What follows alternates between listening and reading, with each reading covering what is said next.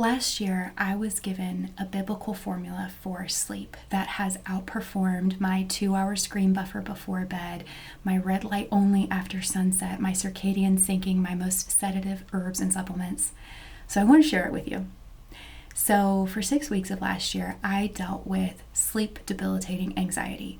I would go to bed around 9 or 10 p.m. like normal, and I would fall right to sleep, but I would jolt awake at 2 or 3 in the morning, feeling like I had just been injected with a shot of espresso. I would feel so alert and wired, and I would lay there in the dark for 15, 20 minutes and do all of the sleep medicine that I teach other people to do that has actually helped hundreds of people reverse their sleep issues. I would do body scans. I would do meditations. I did breathing techniques. After 15, 20 minutes of that, I would turn on the light next to my bed, which has a red light bulb in it, as yours should too. And I would read a book. I would read for an hour or two. And sometimes I would fall back to sleep, but most of the time I was up for the night. And this went on for 6 weeks. Not only that, I have dealt with waking in the night due to stress or anxiety, your cortisol awakening response that happens a couple hours before you wake up in the morning. And if your cortisol during the day is too high, you will be extremely sensitive to this little natural and intentional surge of cortisol that you get before waking. Well, that's been happening to me for a long, long time, most of my adult life. But I'll go through phases where it's especially intense like this, and this is what I was in. And it was one morning, 2 or 3 in the morning, when I had my light on and I'm reading my Bible. It's actually my mom's old KJV Bible from back when she was a kid. And I came to a passage, Philippians 4, 7 through 8. And I read something that I had read before, but it hit me different this time, and it has since changed my life. This passage says, "Don't be anxious about anything, but in everything, with prayer and supplication, with thanksgiving, let your requests be made known unto God. And the peace of God that passes all understanding will keep your hearts and minds through Christ Jesus." And I'm telling you, it felt like God himself had sat down on the bed next to me and handed me this as a sleep prescription. Don't be anxious, but in everything, pray and be thankful. I think this is especially interesting because God does not command us to not feel certain feelings or to feel certain feelings, which then implies that anxiety is not a feeling. It is a manifestation of a spirit of fear that we are actually commanded 365 times in the Bible not to give into. Likewise, thanksgiving is not a feeling. Being thankful or grateful is not a feeling. It's an act of will. It's a discipline. It's a practice. Just like I go to the gym and train consistently and intensely, I am commanded to be thankful with the same tenacity. And ultimately, thanksgiving is a fruit of the Spirit, which is why this next verse especially matters. The next verse says, whatever things are true, whatever things are just, I'm going to read it. So I want to make sure I get it all. Whatever things are true, whatever things are honest, whatever things are just, whatever things are pure, whatever things are lovely, whatever things are of good report, if there be any virtue and if there be any praise, think on these things.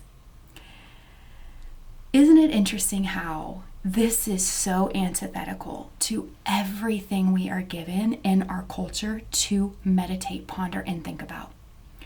Isn't it interesting how what's true, honest, just, pure, lovely, good report, virtuous, or praiseworthy is antithetical to the most popular music, to everything on mainstream media, to what gets the most views, likes, comments, and shares on the algorithm of social media, to the news?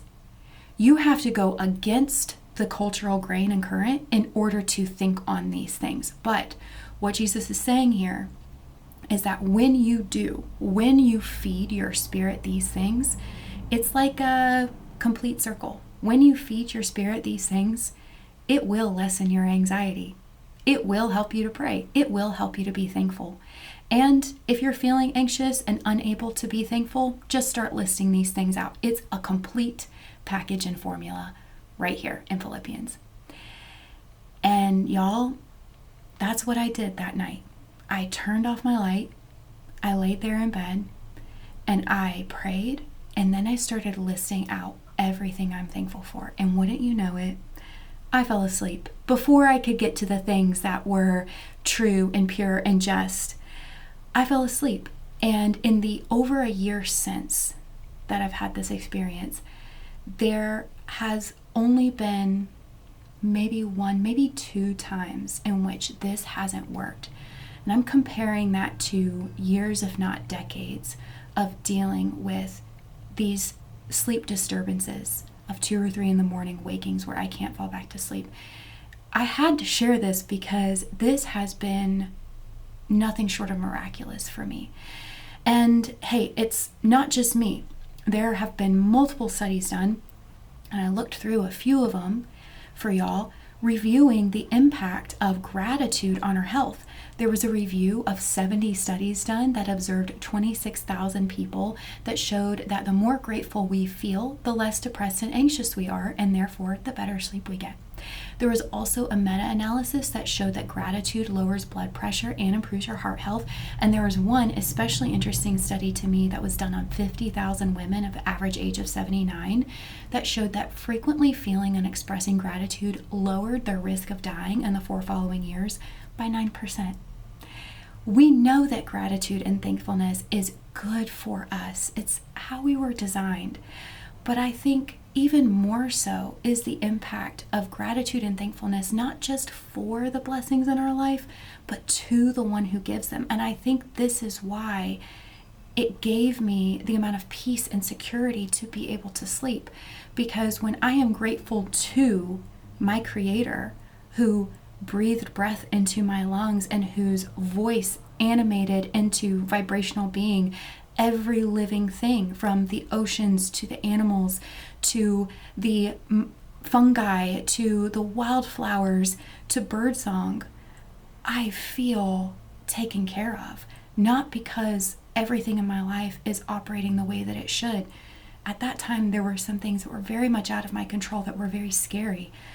So not because life is good, but because my dad's good.